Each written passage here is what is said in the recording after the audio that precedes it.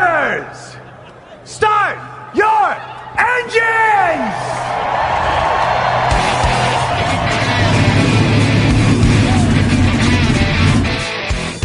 Pick the pace car! What for? Because you hit every other damn thing out there, I want you to be perfect! When I'm driving, I got a guy on the radio who talks to me. It's him, but he talks to me.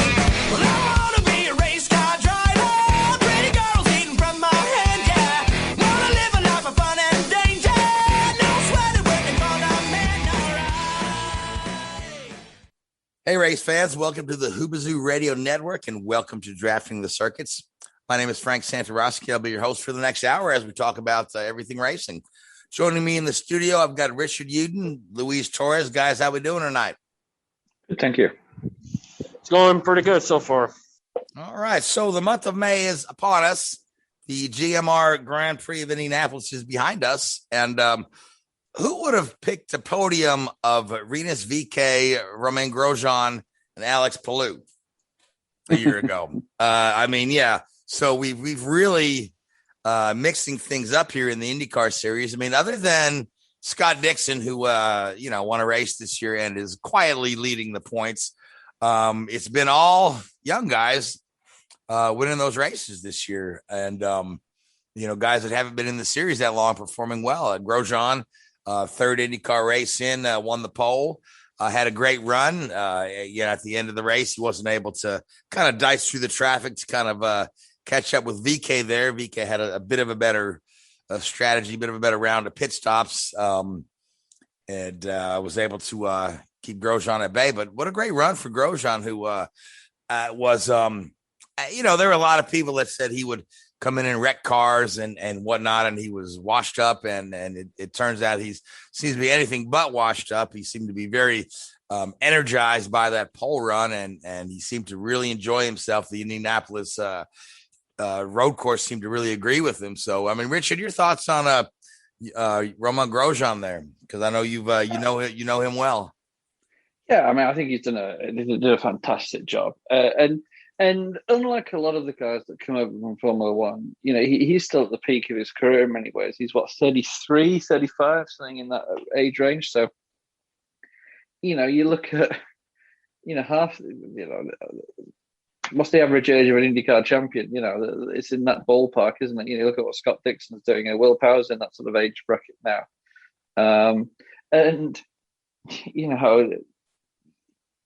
The guy is a multiple podium finishing Formula One driver. It's been unfortunate the way his career's gone the last few years at Haas, but you look at the performances, and it's very easy to overlook a guy like Grosjean when the car's back in the back of the pack. The biggest issues from Haas in the last few years was him and Magnussen having a little, tiff every now and again and sort of slapping each other. But, it's all part and parcel of it. But, the guy is good. The guy is seriously, seriously good. So I don't think there's any, certainly from my standpoint, there's no surprise that he's gone there and,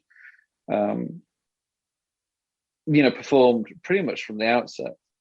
And I feel there or thereabouts. I feel like he's gained several new fans over the weekend. Without folks, any hesitation. Yeah, folks are rooting for him. And like we had alluded to, or we talked about in one of our preview shows, the coin team being kind of light on experienced engineers with some newer guys in there. And you had mentioned that you felt like having Grosjean in the team would help really elevate those guys in the engineering department. Here we are 3 races in. And, the coin team doesn't always contend for the win. I mean, they've been in and out of the mix over the years, but my gosh, they were right up there all weekend long. Yeah. And you expect, that's one of the reasons why you bring someone like Grosjean and pay him reasonably well. I'm sure he's not going to be doing it for free. The experience that a guy like that brings, and the calmness and the professionalism and all of these things, which I think sometimes, this isn't being derogatory, can be missing at some of the lower IndyCar teams. they still sort of, some of the smaller teams still sort of run it out the back of a garage with like 10 guys working on the team, and then it's all a little bit sort of cap in hand sort of thing, race to race. And even at the very depths of the Formula One pack that there were with Haas the last few years, still an incredibly professionally run team. So Grosjean will bring that level of professionalism, that level of expectation from himself and the crew around him. And for his Formula One career to have finished the way it did, obviously it's its own story in itself. But he's the fans will love him because he's open, he's honest, he speaks his mind, he's not afraid of doing that, and he'll get the job done. And it certainly wouldn't surprise me if there's not talks about trying to get him on an oval. I know he said he won't, but I think when he sees them, the safety levels on ovals, especially with the aero screens, are far more extreme or far more secure than they have been in the past. It wouldn't surprise me if if he did make that commitment to race levels, if one of the bigger teams didn't pick him up. No respect to the guys he's with now, but you look at him in an Andretti car, or a Penske car, or a Ganassi car. He'd be a great fit for guys like that. Oh, certainly, yeah. Now, Louise, let's talk about the guy that did win the race, Rinus Veekay.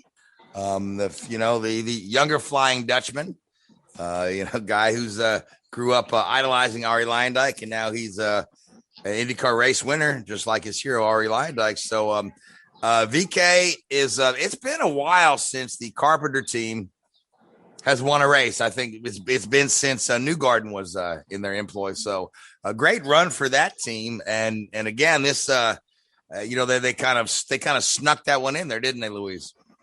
They certainly did. What helped them more than anything is navigating through lap traffic very easy. He made that Freddie DeNeo move on the lap car of Jimmy Johnson and Alex Palou to put himself in excellent position. And then when pit stops roll on, they were just able to get that advantage. And by the end of the race, there was just basically no looking back for him. But it's definitely a great run for VK. As a win was coming, for sure. It was just a matter of if and when will it take place. Well, the question has been answered. But now the big mystery in my eyes, can he carry that momentum going forward? With the Indianapolis 500 in a few weeks, it's just, can he put the pace together and put on a great race? He's got an act for that road course. He's got an act for that oval as well. It's just curious to see how he does going for the rest of the season. Yeah, and certainly, I mean, if nothing else, the Carpenter team does a very fine job of setting up a car for the Indy 500, based on Mr. Carpenter's multiple poles and his second place finish behind Will Power a few years back. So they've got really good data for Indianapolis, and the Carpenter cars we saw, Spencer Pigot start in the front row a few years back. So it's could be a very good month for Ed Carpenter, especially with that momentum of coming off the win. So let's talk about third place for a moment. Alex Palou, third place in the Ganassi car. So he is second in the points now. It's a mere 13 points behind Scott Dixon.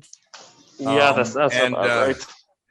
Yeah, so I mean, this kid, when he came out of Super Formula. He was driving with the coin team last year.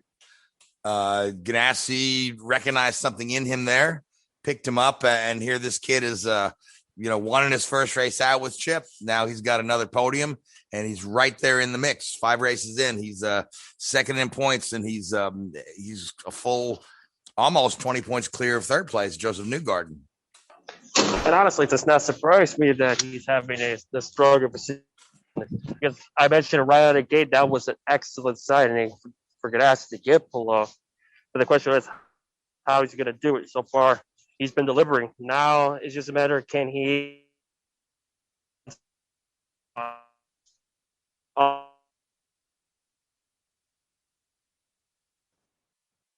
right, I think we may have lost Louise out there. He is at the Indianapolis Motor Speedway, where the kind of thing that Ganassi could afford, because if you have 2 strong cars fighting for the championship,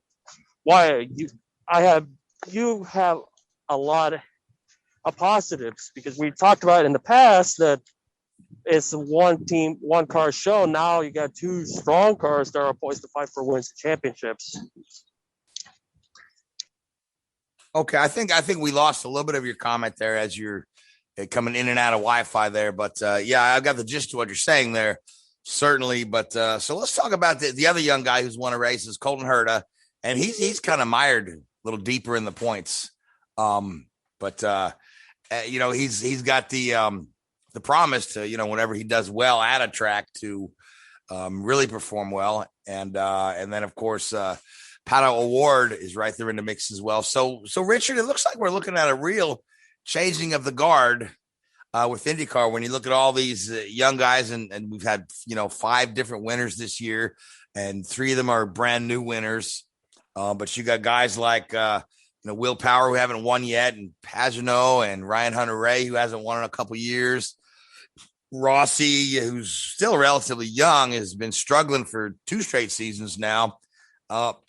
These young guys are kind of rising to the top, and we've talked about this for a couple of years, as a lot of these guys that have been in the series are just about ready to dip out. You've got, you know, we've got Kanan is on his way out the door. Castroneves is you know, down to just part-time.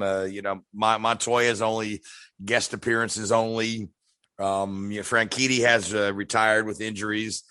Dixon's still going strong.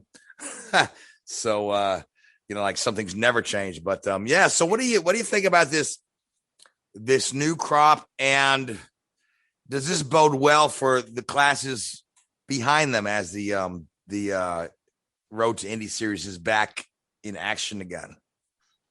Yeah, I think what you're seeing here is, and you mentioned it there, the strength of the feeder series, and, you know, testament, you know, and praise must go to the people involved in running these series and managing the series and putting it in place, because it really is producing a really good breed of drivers coming through who are stepping up into the Premier Series and competing.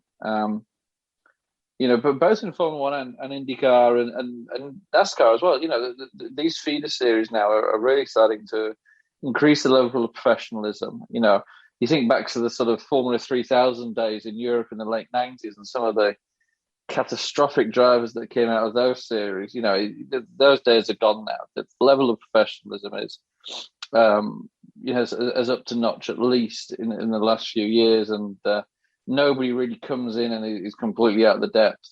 So it's that, I think, is the big thing that needs to be recognised, that these guys who are organising these feeder series are doing a fantastic job.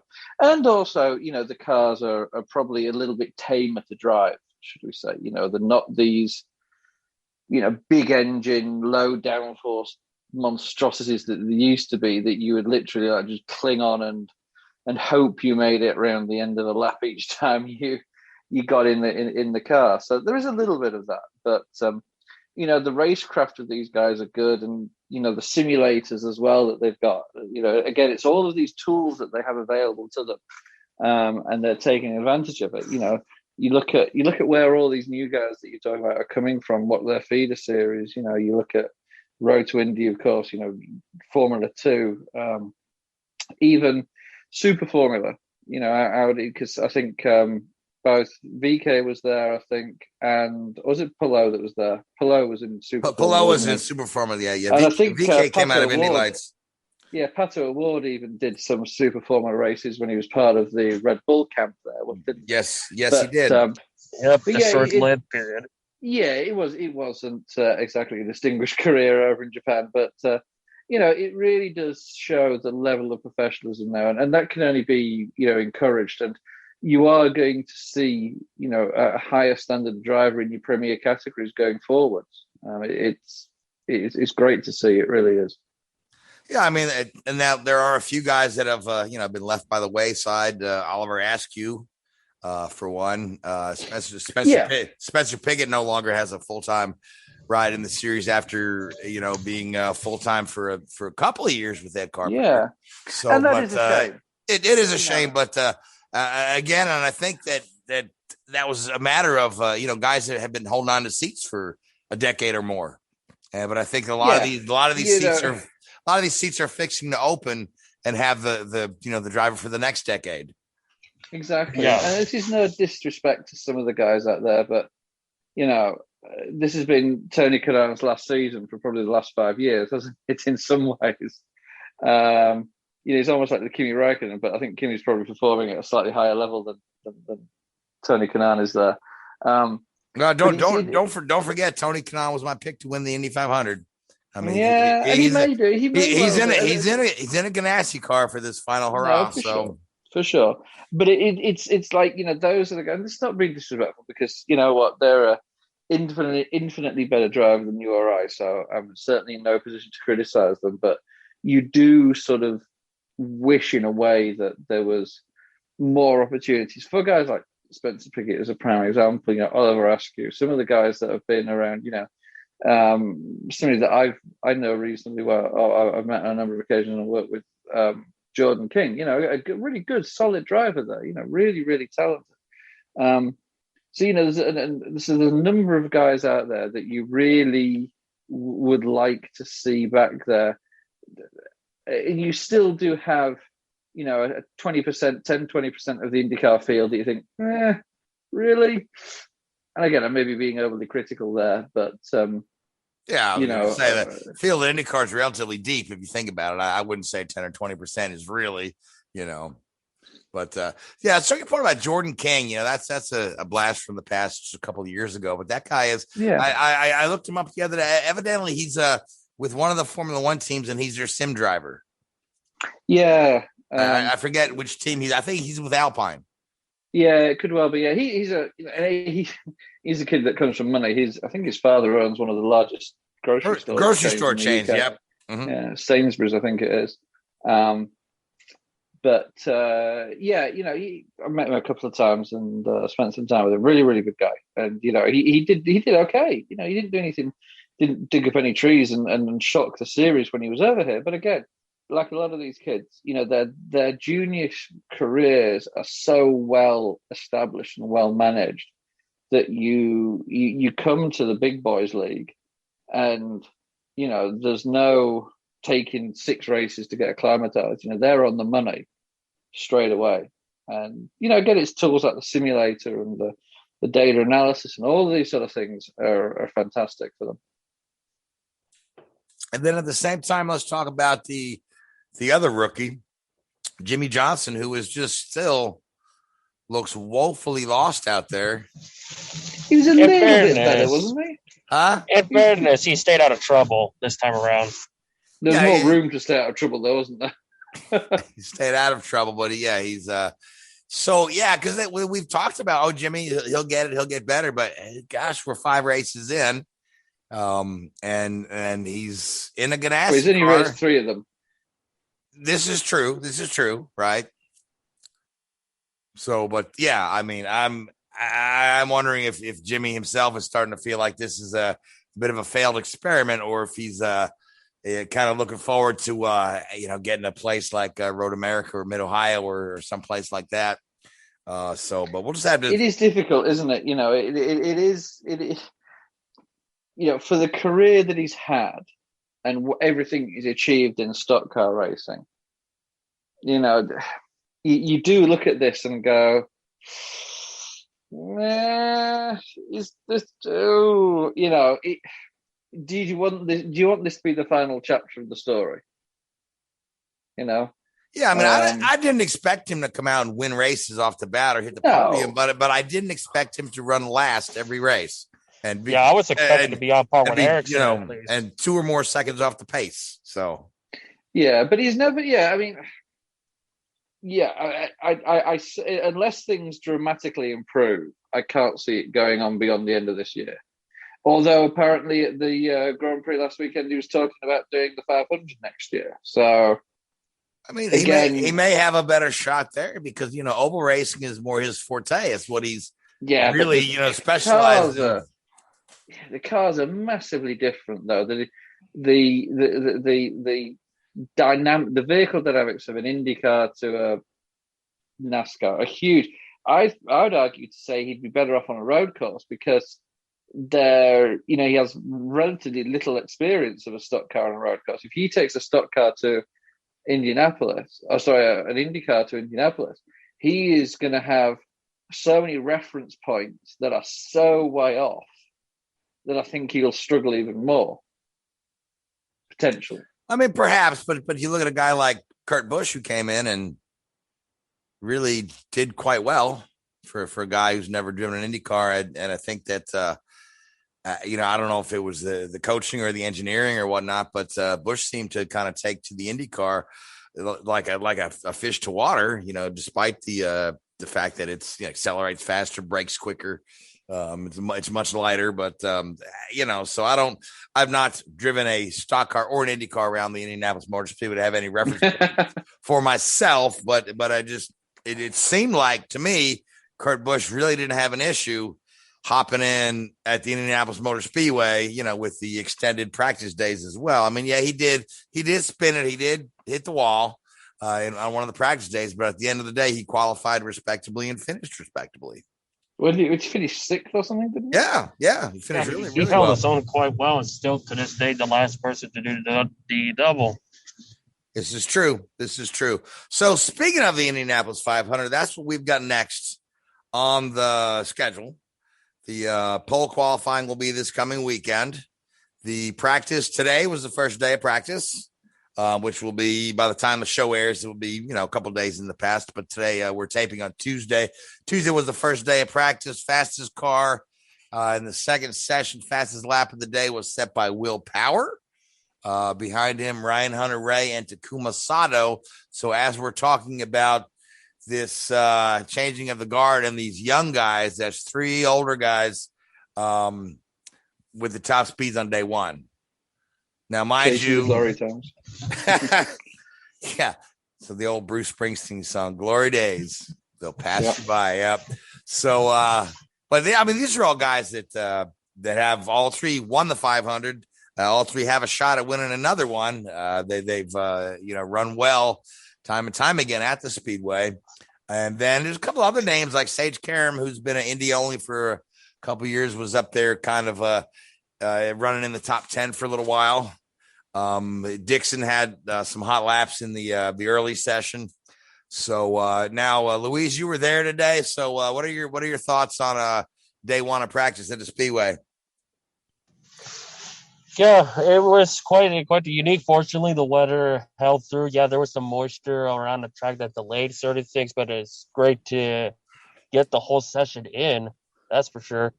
Another thing to point out about this session is the Ed Carpenter cars, when it comes to no-toe speed, they were right up there with mostly Ed Carpenter and Connor Daly. In fact, Daly went nearly 240 miles an hour on a speed trap at start-finish. So far, so good, as we were talking about earlier about ECR and the 500 being poised. It seems like they could be poised again. Yeah, for sure. Daly looked good today as well. Yeah, he's another guy that's kind of a dark horse. He's a bit of a dark horse everywhere. He still hasn't broke out, and other than I think he's had one podium in his career. I think it was at Detroit at one point in time. But here's a guy who's everybody roots for this dude. Everyone loves this guy, right? And he manages to bring sponsorship from Air Force. He managed to run a full season between the Carlin car and the Carpenter car. But he's in that Carpenter car for the 500. If he gets a good qualifying run in, good starting position, he could be a dark horse for the 500. Oh, absolutely. It's just a matter, again, he needs some luck. Luck, yes. Talk about Jimmy Johnson being at the back end. Connor Daly's had probably the worst luck ever. He had back-to-back last place finishes. Hasn't even completed a full lap in the last two races as well. So the fact that he's done well in day one has to be encouraging. And I imagine if he keeps that momentum, as long as he doesn't have another hard hit like last year's 500, he'll be right up there, I'd imagine. Yeah. So, and then again, through the field, there's a lot of guys that we can look at, when we talk about the Indy only entries. J.R. Hildebrand has run well there in the past. Montoya is a guy you're going to want to keep your eye on. The McLaren team is really, really running well, and they've got Montoya in there who really runs well at the Speedway, despite only having 6 starts. So that's a guy to keep an eye on. Castro Neves is 3 wins plus several second places at the Speedway. He's in there with the Shank team, which had a pretty good weekend at Indianapolis, qualified well, but that race day was miserable with some miscues in the pits, but they really have kind of set the bar that they are there to compete. Having Castro Neves in there giving his feedback for the month of May might be a good shot in the arm for that team as well. Yeah, and that's what we talked about before the end of the year and during the off season, that having Castro Neves will be beneficial to that entire team as far as getting resource and experience, because at this day and age, multi-car teams are vital to be right up there in the 500 due to that data and information you get from multiple partners and all that. And as far as Harvey's concerned, it's been once again one of those years where he qualifies great, but race day is just luck. Again, I reiterate, luck. In certain circumstances just bites him out to where the results don't show how quick they are. And I think this 500 must be like a true for consequences type of an ordeal, to where he must deliver good if he wants that season to turn around, because it looks like he was going to probably be maybe in the top 10 in the championship. Now it looks like he's trying to hang on to a top 15 after another disappointing afternoon. Yeah, well, again, you got the double points at Indy, and then we go to a stretch with a lot of races. So you can make up some ground, but you really need to hope that the guys ahead of you struggle a little bit as well, which brings us to guys like Rossi, whose season is pretty much over. He just kind of really needs an Indy 500 win to salvage this season as miserable as it's been. But you got guys like Newgarden right up there in the mix. Newgarden, who could certainly win the 500. Dixon is way overdue for a second 500 win. If he would, if he were to come victorious there at Indianapolis, with the double points, already leading the points, that would pretty much almost lock up another championship for him. Given the short length of the season. And then there's Takuma Sato, who always runs well at Indy. He's right up there in the mix today. He set the fastest time late in the day until he was Will and Ryan Hunter-Reay set a lap faster, but he was right up there at the top of the time charts at the end of the day today. And again, here's a guy who knows how to win the Indy 500. And again, there's some little weird numerology that says we should expect a 3-time winner this year. And there's only 2 guys that can do that, and that's Montoya and Sato. So, I mean, who am I leaving out, Richard? Oh, Richard. Ooh, it's a good question, isn't it? Who are you leaving out? It could be, you may get one of these fluke winners, couldn't you? I hate using the word fluke, because at the end of the day, whoever wins deserves to win, because they do what's required of them. But we haven't had a complete shock winner for a while, have we? That I can think of anyway. Not since 2016, 2017. Yeah, I was gonna say Rossi was a bit of a shock. Yeah, true. And even I was saying 2011, Weldon was a bit of a shock. Weldon, yeah. But even if Hildebrand would have won, that would have been a shock too. Yeah, but I gotta say, like Ed Carpenter, a guy who's yeah. But he's kind of on the downside of his career. I don't know that he's got a 500 win in him. I think some of his best opportunities have passed. But then again, I mean, who am I to judge? He's a younger man than me. And then there's the AJ Foyt team with Bourdais. They've got Bourdais there on board, and they've improved. I don't know if they've got a 500 win improved in there, but they've got Hildebrand in the mix as well in another car. And is it with Charlie Kimball in their third car?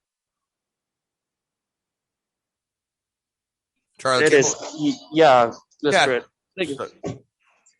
So Charlie Kimball and so the Foyt team, that would be a shock. That would be a shock win for the Foyt team to win the 500. No, absolutely. It would be a total shock. Like, I know right now, Bourdais could use a strong run as well. He didn't have the greatest session as far as reliability is concerned because the back end of his car went on fire. Fortunately, it wasn't an engine problem, but it really sets him back. And you do not want to have setbacks at any point during the month of May, whether it's qualifying or in preparation in the 500. And Bourdais has been quick, always been quick. Just the Indy curse does by certain drivers. He just happens to be one of them. Yeah, he's had a tough time at the Speedway. Yeah, between accidents and you remember he had really had some severe injuries a couple of years ago in qualifying. That he had to fight back and come back from. But yeah, he's always going to run well at the Speedway, but he's never really contended for the win.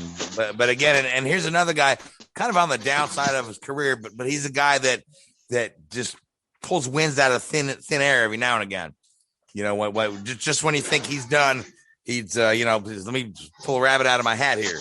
So it'd be interesting to see how the Foyt team does, because they are committed to wanting to improve. But again, we've heard that for years. Yeah, that's been heard for years. And with Bourdais, it seems like he starts good, but then one DNF and boom, downhill every time. It just always tends to happen. And it's unfortunate for a guy like Bourdais that's been so successful back in the mid.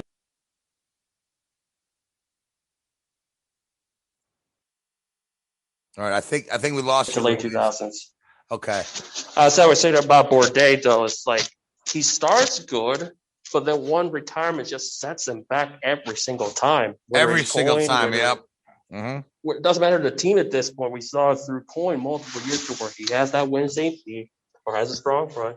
There's just that one DNF sends him back completely every time. And this time, and we're seeing it again.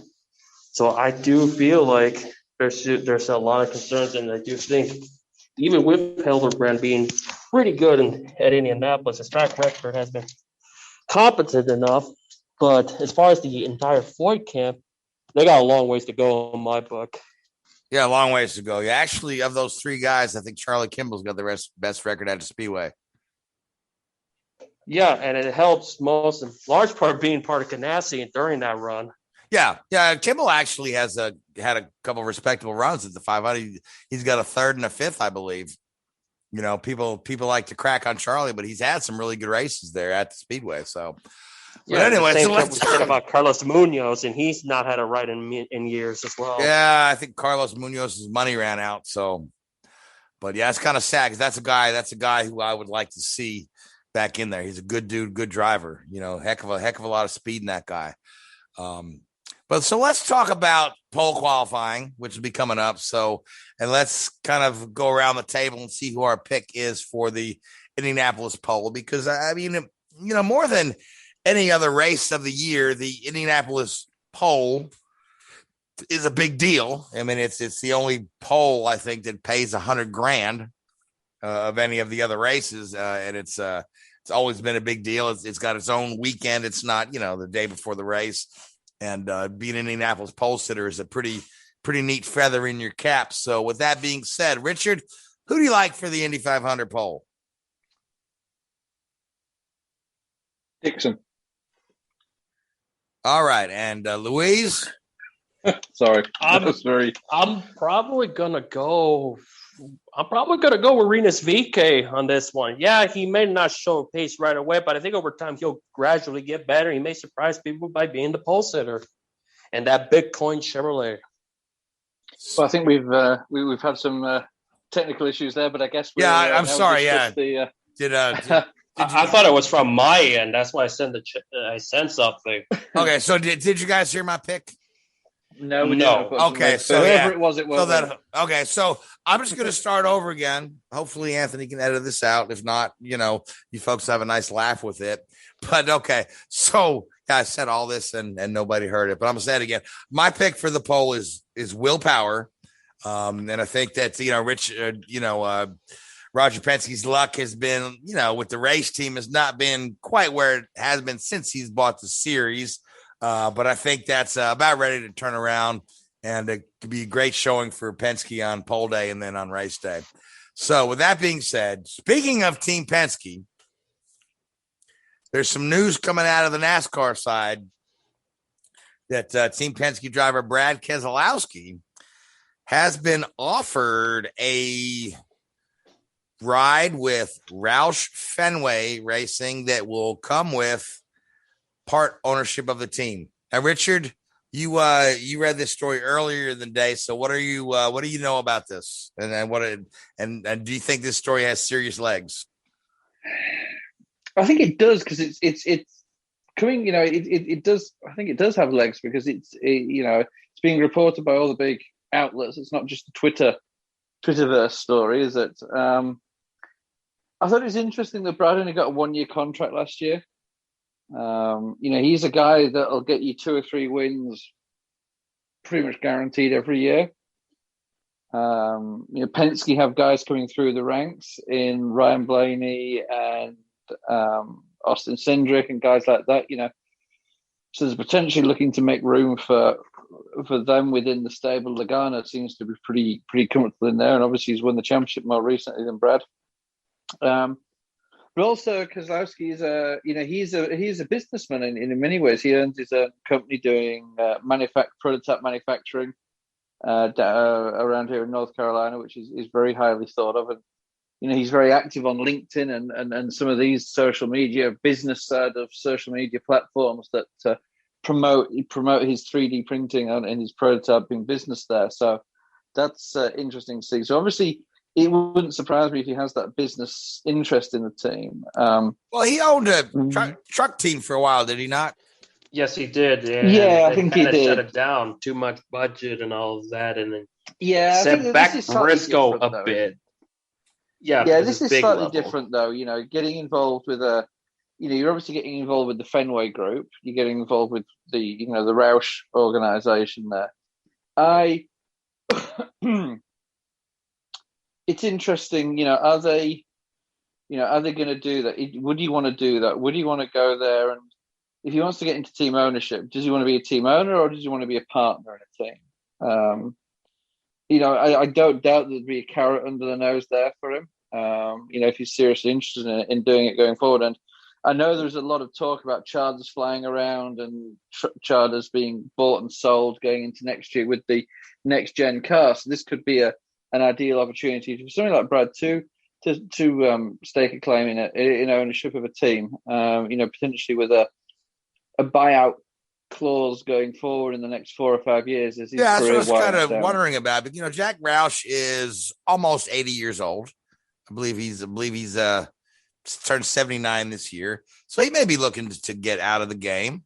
The Fenway Group is still pretty active in there, but I kind of wonder if this is being offered to Keselowski, knowing that he's got close ties with Penske, as to somehow form an alliance with the Penske team to maybe improve their Ford cars that they run. You think that? Well, I mean, yeah, they do. They are a Ford engine supplier there. Yeah, of course, there is that natural link between the two organisations, and it is interesting, isn't it, that you look at Chevrolet, and I know there's 2 manufacturers there. Although, in all fairness, now I think there's a lot of cross collaboration between ECR and Hendrick engine department now. So there's they're a lot closer tied. But Hendrick is the leading engine and chassis manufacturer for the Chevrolet group. Gibbs are obviously the leading Toyota group, and they get put squarely in that Toyota camp in a way. Their engines made for Gibbs, but Ford is the diluted team in some ways. You've got Stewart Haas, you've got Penske, both teams that would expect to win races on a fairly regular basis. So you wonder if that sort of diluting of talent doesn't have a negative impact in them. Who do you prioritize? If you're looking to make an engine perform, do you perform in the torque band that the region that maybe the Penske drivers like, or do you do it as the Haas drivers like? Now, politics play a huge part in that. So maybe part of this is actually Roger Penske trying to tighten that alliance with the Ford and Roush engine manufacturing. Could certainly be. And, and we know that Roger thinks a lot of Keselowski, because there were a lot of times where Keselowski had, a couple of questionable things career-wise, or on track, and Roger has done nothing but stick up for his guy, so there's a nice close bond between Roger and Brad, and of course Roger, being a businessman himself, probably like to see nothing better than Keselowski take his career to the next level.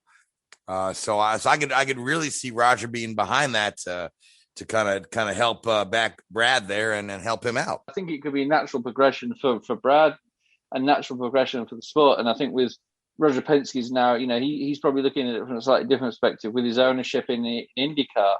He's probably looking at the bigger picture of both series now and thinking, we need more owners, we need more manufacturers. I mean, as you quite rightly pointed out, Jack Roush is he's 15 years past the average retirement age. So, the guy's still doing incredibly well. And Roger Penske's older. Yeah.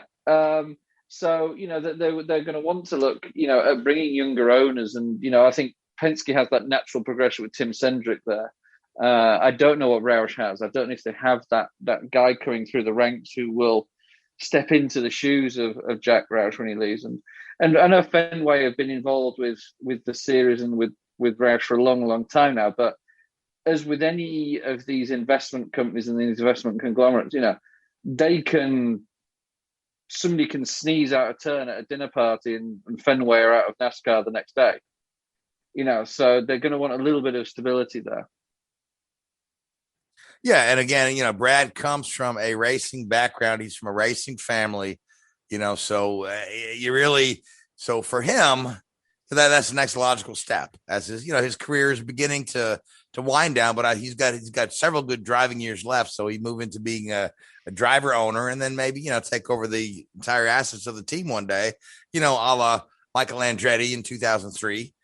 Buy into Team Green, and then eventually buy out the Greens and keep it for yourself. So I could really see that happening. I can see that being a good career move for Brad, but hopefully, he's been in the sport long enough. Well, I don't know if some of his backers will stick with him or stick with Penske, because you figure a lot of these I'd imagine it's a Penske deal. Chunk of them. That's the problem. Discount Tire and the Dent Wizard and these other ones, the Money Lion, is it the Car Shop, Verizon?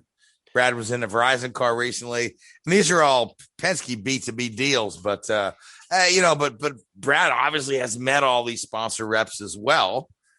So he's all these guys that have been in the sport a while, they know how to play that game as well. Yeah, we'll see how that comes in a day or two or next week when it should become official, because it's apparently a done deal. It's just waiting to be announced at this moment in time. The big concern I have with Brad going there is kind of like where Roush is right now. They're not contending for wins. They're finally being consistent in the top 15. So I would be curious how they're going to improve over time. They are, but they're not anywhere near being the Premier 4 team like there were a decade plus and a half to two ago. Yeah. I mean, Roush is one of those. They were big in the 90s when they had Mark Martin. Big 90s through the mid 2000s. It was like 05 was their peak, and then after that, it hurt. It has hurt them in a long, long, long time. So, getting Brad in there and some new blood, maybe some new engineers. I don't know. We'll have to see. Yeah. But again, it's like the question is whether it's going to be a third car or Keselowski goes to the 6, and then comes Ryan Newman in the mix. Is he going to call it a career? Time will tell. And I think that the talk was that he would be in the 6 car, wasn't it? So obviously that would put the question on where Newman sits. I don't know his contract, set up, but and the 2 car, what did they do? Because Cindric is slated for the Wood Brothers 21 team. Will they move him to the 2 and keep the Benedetto? Break the agreement to move him up? Because this is going to slowly become a John Lacey deal from 1991, where a deal was made previously, but went to somebody else. Yeah, that is the interesting question. But is this is this the lifeline that Matt DiBenedetto needs? You know, To prove his worth, he takes well, over. I mean, Has he proven his worth though in the Wood Not- Brothers car? You know, obviously when he was with, Well, there's a lot- was there's he a lot with of front season- row before and people like that. I think it was front row, wasn't it? You know, he had some really, really strong performances. And Go he fast. Quite, you know, go fast. Sorry, yeah. And quite rightly, when Paul Menard sort of stepped away from, you know, full-time driving, that opportunity opened up for him. And you know, once Ryan Blaney had moved up to the Penske stable there, and you know, he earned it, but has he earned the right to stay there now? That's the big question. I don't know if he has. If that 2 car did become available, you know, is he somebody that could fill their shoes? I don't think so. well, I mean, I think it'll be more of a matter of you seeing Austin Cindric in that 2 car, and then Benedetto keeps the Wood Brothers ride. Yeah, well, you've also got to ask That's- the question, haven't you? I mean, you know, you say that you know, if Cindric was to go to the Wood Brothers, and you know, that's a you know, a lower category and all this sort of stuff. You know, is that, you know, he's going there with a little bit less pressure on him before he makes a step up to the Penske organization. You know, that Wood Brothers car is built. It's in the. It just goes out a different door of the Penske shop. You know, so the pressure and the preparation of the car would be identical to what you see with, you know, the Penske cars on a weekend.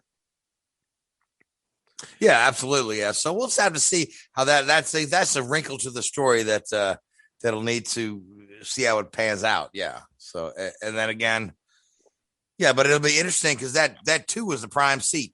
It's a prime seat for somebody. Yep. Yeah, as the car It is the car. You're right. in the Cup Series, that is. In the Cup Series. Yeah. So with that being said, we did have a Cup race last week, and it was it Bowman or Byron winning? Bowman. It was one of them, Hendrick 1, 2, 3, 4. That is correct. That hasn't been done since 2005. When Roush, speaking of Roush, when Roush did it with Greg Biffle beating Mark Martin, that photo and that close finish at Homestead with Matt Kenseth and Carl Edwards, not exactly in that order, but they followed behind, and poor Kenny Wallace finished in 21st that night. But the interesting thing is only the fourth time ever has been done, second in the modern era. Speaking of Indy 500, 1925 winner Pete DiPaolo, who owned a NASCAR team for a cup of coffee, did the 1, 2, 3, 4 finish twice, both won by Fireball Roberts. So Hendrick doing it, it kind of shows that, yes, they're back. They're dominant. They're competitive again, because similar to IndyCar's Ganassi, it's usually one car, depending on the driver and the season, that delivers. Now, all 4 of them, albeit Elliott's the weakest link this season, have been exceptional. All right. Who So I want to back up for a second Yes. because you mentioned Pete DiPaolo, who won the Indy 500 in 1925. And then he also went on to become the first former Indy 500 winner as a driver to win the Indy 500 as a team owner. But do you know what his other claim to fame is? What would it be? He's the only Indianapolis 500 driver to sing Back Home Again in Indiana at the pre-race ceremonies. And The guy's done it all. And He's just being greedy, isn't he? And he did that in 1971 at the age of 73. And you can find the video on YouTube, and it was pretty bad. It was pretty bad. After that, they brought in Jim Neighbors the following year, and and the rest is history. But just because you brought up Pete DiPaolo, I wanted to throw that little interesting tidbit out there, little known, obscure fact that is absolutely true. But so anyway, what you're saying, he's the Carl Lewis of Back Home Again. Yeah, I guess, right? Because that national anthem Carl Lewis did. I mean, there's a couple of bad national anthems out there, but that's getting us way off topic. You know, I still remember the one from Aerosmith at the Indy 500 was pretty nuclear heat, as I like to say. Yeah. So I'm gonna let you get back to talking about the 1, 2, 3, 4 finishes in NASCAR. Yeah, it was a strong day, but it was mostly essentially Kyle Larson again owning the race. He hasn't lost a beat at Dover. I felt like with him going to Hendrick compared to a NASCAR, he's going to do exponentially better. And when he came back to the Monster Mile, the problem was pit stops. Lars's crew just couldn't deliver, and Bowman said one of the fastest stops of the season, like 11-second stop, and that made all the difference in my book. Bowman's crew was great. He even said it over the radio. It was on the 48 team, not himself, albeit crew chief Greg Ives tried to tell him, yeah, you also done the work too. Don't put yourself down and all of that. He was trying to, it's quite interesting that driver crew should comment that it's worked really well. And for Greg Ives, it's a big win for him because he's no stranger to victory lane at Dover. He used to work for Jimmy Johnson when he used to run gunshots on everyone at the Monster Mile. This time he did it as a crew chief. So it was a great race. And who would have thought that Alex Bowman would have been one of only 2 repeat winners this season, with the other one being Martin Truex Jr.? Who would have thought that would happen? Yeah, who'd have thought we'd be this deep in the season with only 2 repeat winners, So, but hey, with one of them being Bowman. It's a good competitive season. Yeah, and it's totally never hurts indeed. He's been doing quite solid in his first season with that 40. Well, under the 48 banner, because it's still basically the 88 team, just they switch numbers and teams and all that. That's got so complicated that it will take about an episode worthy to tell you how everything is now. Well, okay, what's the number that's painted on the side of his car? It is the 48. So that's all you need to know. Mm-hmm. Yeah, but it's the old 88 crew. Yeah, and then the 24 is now the 48 crew. And yeah, it's like the 9 is the old 20, the original 24. The 5 is the old 48, and the 24 is the old 5. From the origins of 84 through 17. But at the end of the day, all these are big decals on the side of the car. Yeah. Speaking of numbers, that big debate happened again to where I guess Nielsen and NASCAR are trying to. There's a possibility they're going to move the number, despite the fans having an uproar about it. It's just like, when is the number discussion going? And I'm at the point to where I just make a decision and go on with it. It's got ridiculous. If it brings more sponsorship money in, move it, shut up, get on with it. Exactly, yeah. I mean, NASCAR spends too much. There's too much NASCAR real estate on that car devoted to the number as it is. Look, see if you can even find the number on some of the Formula One cars. No, it's ridiculous. Yeah. You know what I mean? It's but you've got the number on the roof, on the hood, and that's all prime real estate for. The fans that turn around and say, "Oh, I'm not going to watch if they move the number." Fine, see you later.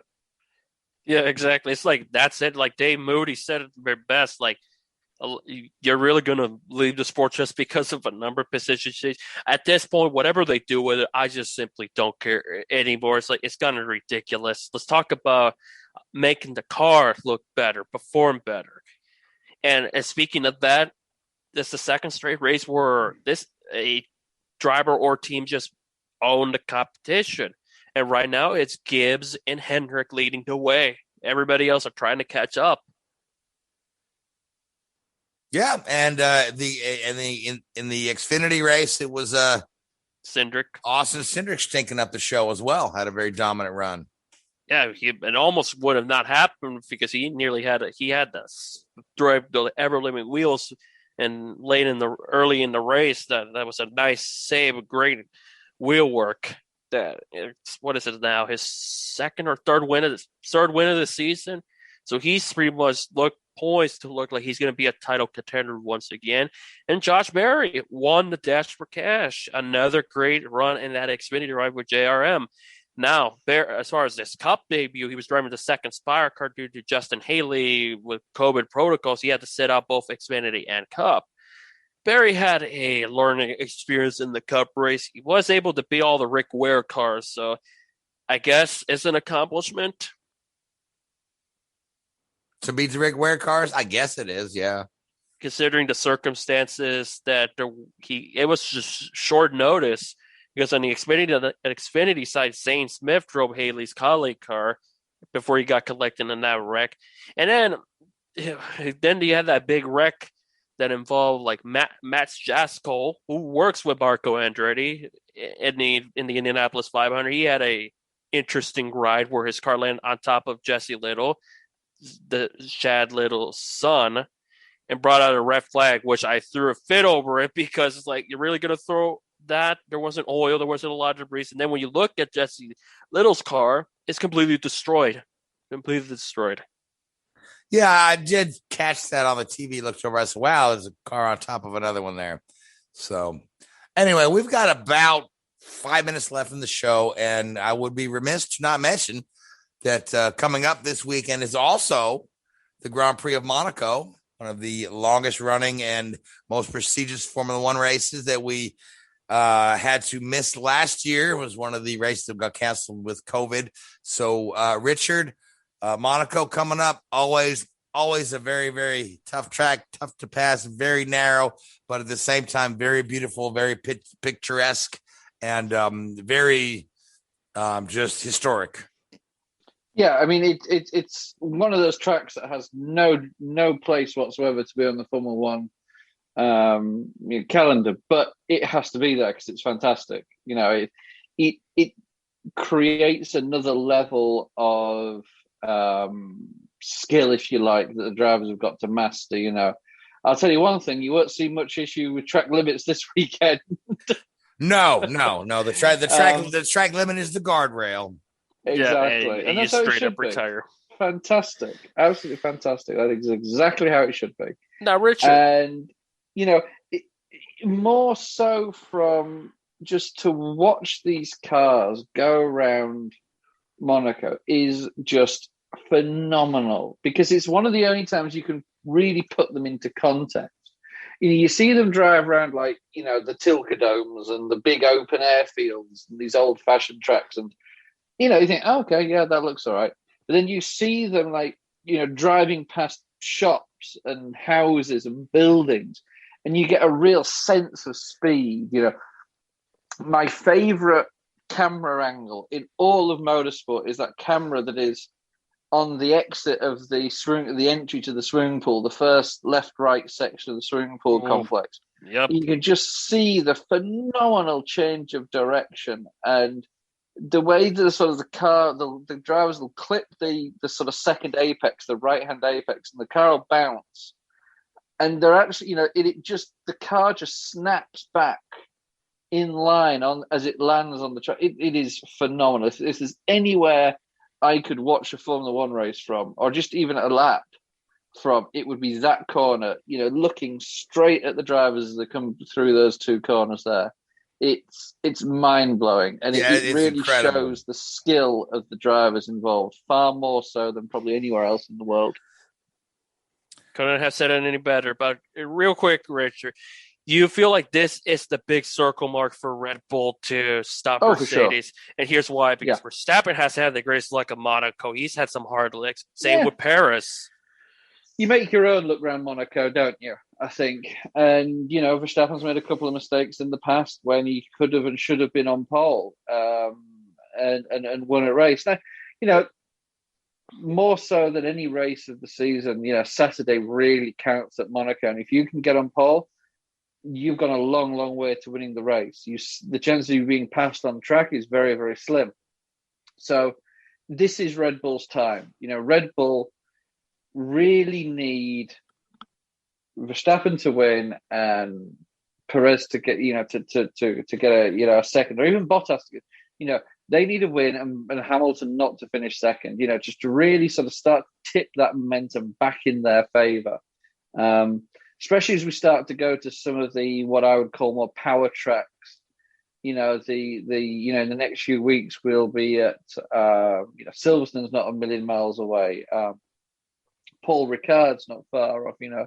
There's now a double header in Austria after we've lost the Turkish Grand Prix due to travel restrictions. So there's a lot of tracks coming up here where, you know, it's going to be quite finely balanced. So Red Bull really need to step up this weekend and hope for a little bit of misfortune on the Mercedes side, or especially the Hamilton side of the garage there. But at the end of the day, they can control their own destiny in this race. So they need a clean weekend from both drivers. It's not knowing for certain, but having a pretty good guess at it, I think that if all four drivers have a clean qualifying, then probably Red Bull should have the edge this weekend. And that would be the best thing for Red Bull, is a 1-2 finish there this week for sure. All right, so you're picking Verstappen for the win? I think you have to, yeah. Okay, and Luis, who are you picking for the win? I'm going to go with Bottas in this one. So that leaves me, Lewis Hamilton, who's only won 97 races in his career. So the odds are in my favor there. So, but with that being said, we're looking forward to Indianapolis pole qualifying. We're looking forward to Monaco. What do we got going on in NASCAR this week? Are we Coda? Oh, golly! Too bad we didn't have time to talk about that. But that'll be fun. We'll recap that next week, and that is one I am looking forward to for sure. So, but the number of Cup drivers doing Xfinity and trucks, it's quite large. Hey, you got Paul Menard and Boris Ed back. Can't get it. Spencer Pumpelly too. Can't get any better than that. Spencer Pumpelly, yeah, we've had him on our show. Good dude. All right. Well, with that being said, I want to thank you, Louise, and I want to thank you, Richard. I want to thank the Hoobazoo Radio Network. I want to thank iHeartRadio, Spreaker, Google Podcasts, and YouTube. And I want to thank you folks that listen to us week in and week out. Until next week, good night. WHOOBAZOO, that's Hoobazoo.com. Enter website.